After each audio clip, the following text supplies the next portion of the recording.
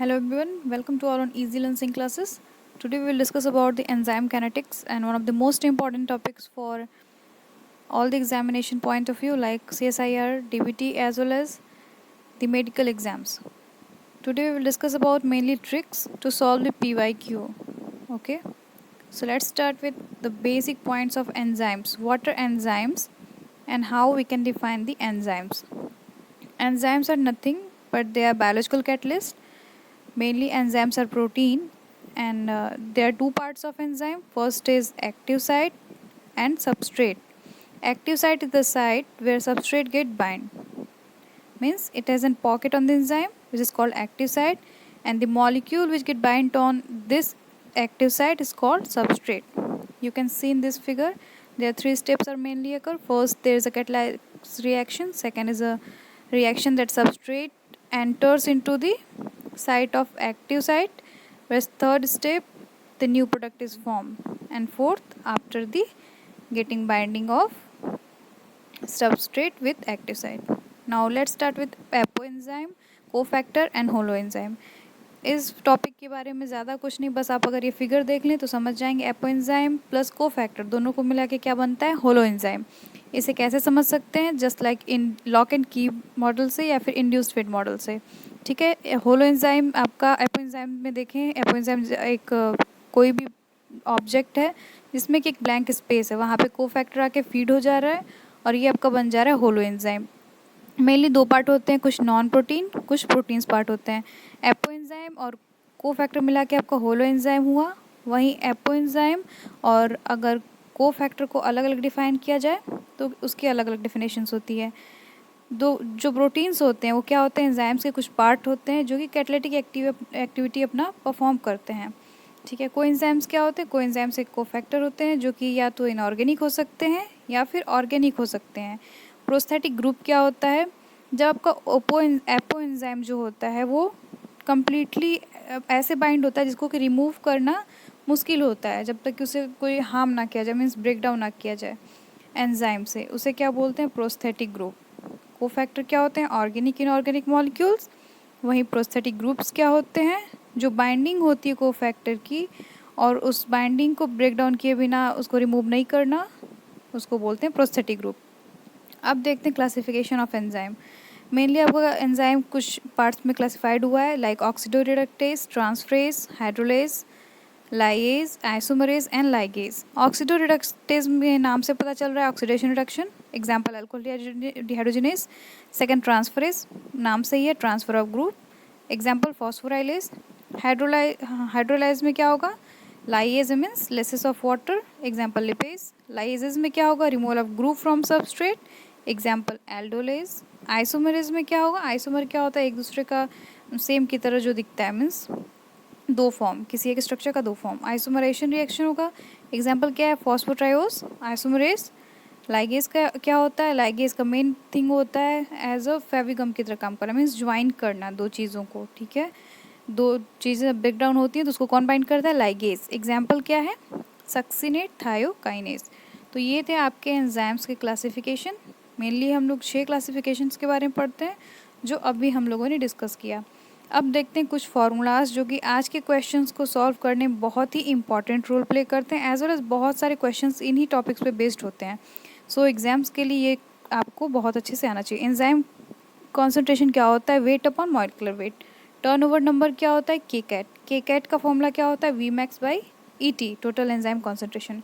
Specific activity कहें या catalytic efficiency कहें, दोनों का फॉर्मूला होता है total activity mu molecule microgram mole by min, means minute, divided by total protein, या प्रोटीन कह लें या एंजाइम कॉन्सेंट्रेशन कह लें.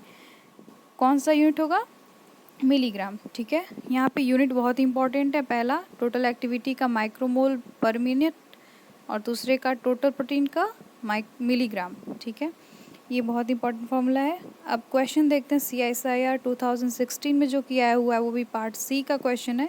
क्वेश्चन अगर कोई देखे तो काफ़ी बड़ा है, कुछ लोग बड़े क्वेश्चंस देख के पीछे हट जाएं. अगर इसको सॉल्व करना चाहें तो कुछ भी नहीं है क्वेश्चन में. इसमें 3 चीज़ें यूज़ हुई है. पहला है इनहिबिटर ट्रीटमेंट, दूसरा है हीट ट्रीटमेंट और तीसरा है कंट्रोल. पूछा गया है कि क्या प्रोटीन एक्स ही स्पेसिफिक है या प्रोटीन वाई ही स्पेसिफिक है किसके लिए, सबस्ट्रेट के लिए। तो अगर इस ग्राफ को ध्यान से देखा जाए तो दोनों ग्राफ में क्या हो रहा है, कंट्रोल पे एंजाइम इंक्रीज हो रहा है, एक्टिविटी इंक्रीज हो रही है। ए पे जब इनहिबिटर ट्रीटमेंट हो रहा है तो डिक्रीज हो रही है, हीट ट्रीटमेंट बी पे दिया जा रहा है तो भी डिक्रीज हो रही है। वहीं वाई में भी क्या हो रहा है, सी पे इंक्रीज हो रहा है, ए पे डिक्रीज, बी पे डिक्रीज। मतलब कि दोनों में ही स्पेसिफिक है किसके लिए, सबस्ट्रेट के लिए। कैसे कहा जा सकता है, क्योंकि दोनों में ही decreasement as well as increasement हो रहा है, मतलब कि चेंजेस आ रहे हैं। इसलिए पहला ऑप्शन गलत होगा, क्योंकि बस एक्स के लिए स्पेसिफिक नहीं है। वाई दूसरा ऑप्शन क्या है, प्रोटीन वाई के लिए, बस प्रोटीन वाई के लिए स्पेसिफिक नहीं है, इसलिए आपका ऑप्शन सी करेक्ट होगा, क्योंकि प्रोटीन एक्स के लिए भी स्पेसिफिक है as well as protein Y के लिए भी स्पेसिफिक है। ऐसे क्वेश्चंस जब भी आते हैं आपको कुछ नहीं करना होता है, बस उस पॉइंट को नोट करिए जहाँ पे एग्जैक्ट आपका कॉन्सेप्ट छुपा हुआ होता है, लाइक इंक्रीजमेंट डिक्रीजमेंट। एक और क्वेश्चन आया था आपका पार्ट बी में शायद, जो कि CSIR 2016 का ही है। क्वेश्चन में दिया हुआ है turnover number and specific activity of an enzyme 40,000 dalton in a reaction Vmax दिया है 4 माइक्रोमोल और substrate reacted per minute enzyme amount is 2 microgram are given. अगर आप इस क्वेश्चंस को सॉल्व करना चाहें तो जो मैंने अभी आपको फॉर्मूला बताया था उसके थ्रू ये हो जाएगा। पहले देखो यहाँ पे जो आपके यूनिट हैं उन्हीं के थ्रू एक आंसर तो एलिमिनेट हो जाएगा ऐसे ही, जो कि बी है, क्योंकि माइक्रोमोल सबस्ट्रेट पर सेकंड नहीं होता है, पर मिनट होता है। तो एक आंसर तो यहीं एलिमिनेट हो गया, बच गया ए सी डी। अब सी आंसर देखो 1 × 10⁻³ माइक्रोमोल सबस्ट्रेट पर मिनट है। 1 × 10⁻³ पॉसिबल ही नहीं है, क्योंकि 2 × 10⁻³ होता है जब कन्वर्जन करते हैं आप ग्राम में मिलीग्राम में। ठीक है, तो सी भी एलिमिनेट हो गया, बचा क्या, ए और डी। अब ए और डी के लिए आपको क्या करना होगा, एंड कुछ जो आपके फॉर्मूलाज थे उसको पुट करने होंगे, उसके बाद आपके जो वैल्यू आएंगे उसके अकॉर्डिंग आप बता सकते हैं। तो टर्नओवर हम लोगों ने क्या डिस्कस किया था, टर्नओवर क्या होता है, के कैट। के कैट का फॉर्मूला क्या होता है, Vmax/ET। Vmax और ET के थ्रू के कैट निकल जाएगा। तो फर्स्ट स्टेप होता है पहले ET निकालना। ET क्या होता है, टोटल एंजाइम कॉन्सेंट्रेशन। तो यहाँ पे आपका कन्वर्जन होगा, पहले weight upon molecular weight formula होता है 2 × 10⁻⁻6 ग्राम डिवाइडेड बाई 40 × 10⁻³ ग्राम। अब आपका एंजाइम कॉन्सेंट्रेशन आ गया 2/40 × 10⁻³ माइक्रोमोल। यहाँ पे यूनिट कन्वर्जन हो गया, ठीक है, क्योंकि यूनिट कन्वर्जन जब तक नहीं होगा तब तक आंसर आपका क्या होगा, सही नहीं आएगा। यहाँ पे यूनिट बहुत ही इंपॉर्टेंट रोल प्ले करता है। अब देखते हैं स्टेप 2, जो आपका वैल्यू अभी तक आया था 2 × 10⁻³ मोल, उसको पुट करेंगे 4 micromole per minute divided by 2/40 × 10⁻³ micromole equal to 80,000 per minute आ गया। ठीक है, तो एक क्लू तो आपको यही मिल गया कि 80,000 पर मिनट है, मतलब 40,000 होगा नहीं। तो जो डी आंसर था वो भी एलिमिनेट हो गया, बचा क्या आपका 1। अब उसको भी देख लेते हैं। थर्ड स्टेप होगा स्पेसिफिक एक्टिविटी निकालना। स्पेसिफिक एक्टिविटी कहें या कैटलिटिक एक्टिविटी कहें, दोनों का फॉर्मूला होता है total activity upon total enzyme. अब देखो इसमें यूनिट जो मैंने अलग से मेंशन किया है, क्योंकि आप यूनिट को बहुत ही ध्यान से देखिएगा। 4 micromole per minute divided by 2 × 10⁻³ milligram.